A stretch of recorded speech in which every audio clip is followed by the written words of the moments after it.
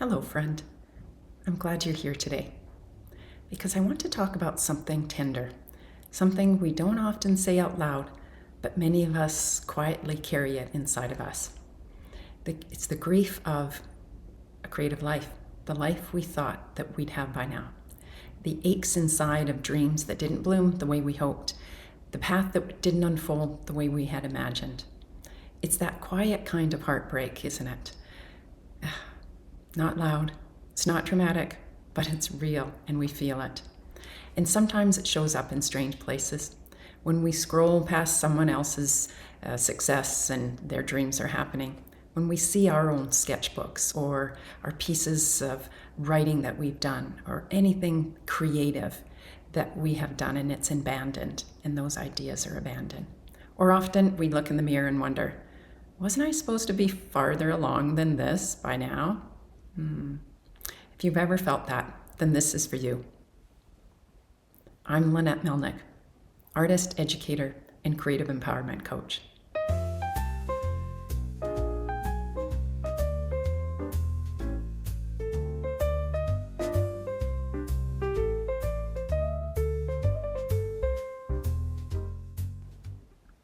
And we talk a lot about starting, about pushing through the blocks, and about sharing our art or our creativity with the world in whatever form our creativity is.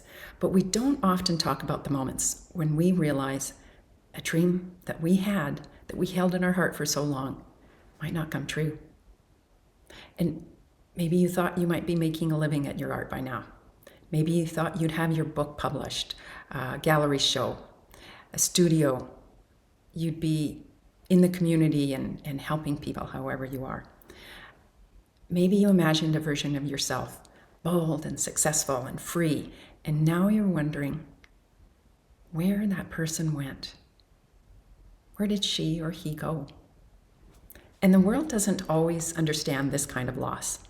It's not the kind of grief people send flowers for, but it still hurts, and you are allowed to feel that. Because creative dreams, they aren't just goals.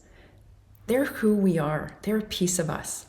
And when we imagine a life built on our art or our creativity, we're not just playing with success. We're not picturing it. We're imagining safety and fulfillment and belonging and purpose. And we're dreaming of becoming who we are fully. And when that doesn't happen, or it doesn't happen yet, it can feel like we lost more than a plan. We lost a version of us, a version that could feel brave and bright and possible. And I can relate because I've carried big creative dreams too. Years ago, I imagined building a company, something meaningful and something that treated people like they truly mattered. And I wanted to grow a big team and build something lasting and create a business where care and creativity could coexist together. And while I did run that company for over 2 decades, and it was successful, it never became the big picture that I imagined it was going to be. I stayed small. But here's where I've come to understand. And it took me years to realize this, or maybe years to just accept it, that small doesn't mean insignificant. And I think it's because also society we need to be bigger and better. And when I think of my business, even though it was smaller, it gave me something real.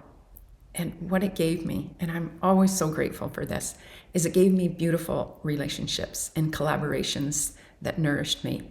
And some of the people that I worked with way back when are still in my life today, long after I left the company and decided to do other things. And that's a kind of success too. It's not the flashy kind, not the kind you put on a portfolio or you post about online, but the kind that lingers in your heart, that means something. I used to think that I'd failed because my dream, it didn't grow the way I had imagined. But now I know it grew in a way that mattered. And maybe that was the real dream all along. Now, let's talk about one of the biggest lies that we've been told. And it is, at least I've heard this one. Maybe you have. If it hasn't happened by now, it never will. And that you've missed the boat, you've missed the window, you're out of time, that your dream, it has an expiration date, and it's stamped on it like it's stamped on the side of a milk carton. Expiring now, expiring here. If you haven't done it by then, it's not going to happen. But here's what I believe with my whole heart, that you are not behind. Nobody is behind. You are not too late, and you are not disqualified for where you are right now. Sometimes a dream, it has to die in its old form, so it can be reborn into something more true for you. Something that's better aligned with who you are now, not who you used to be. And maybe the dream isn't gone. Maybe it's just shifting. Maybe it's waiting for you to see it with new eyes and how you're supposed to see it. And if you're grieving a creative dream, don't rush past it. Don't stuff it down. Mourn it, honor it. It's part of you.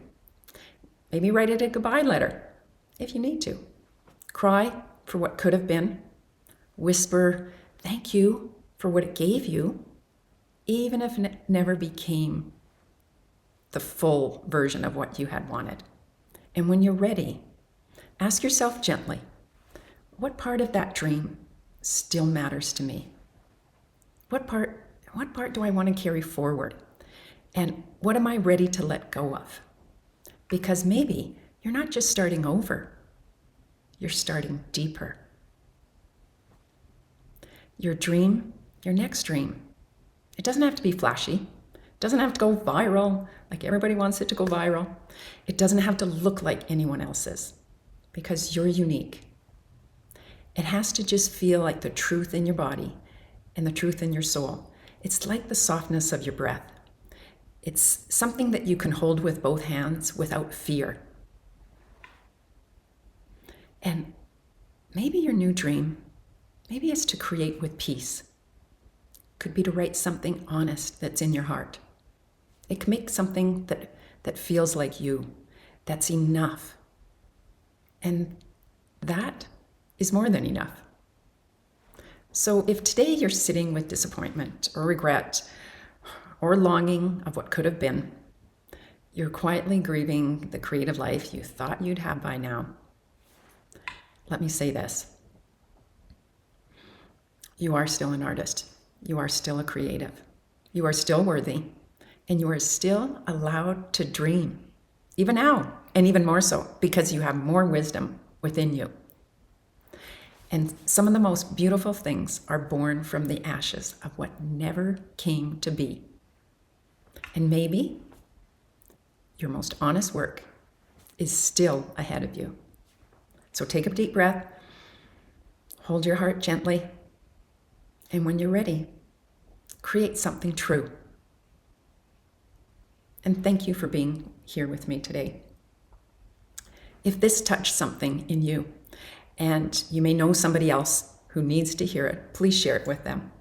And like and subscribe, and put comments in below, because I always enjoy reading them. I love that you're here. Thank you very much. And remember, you're not behind, you're becoming. Your becoming is beautiful. Until next time.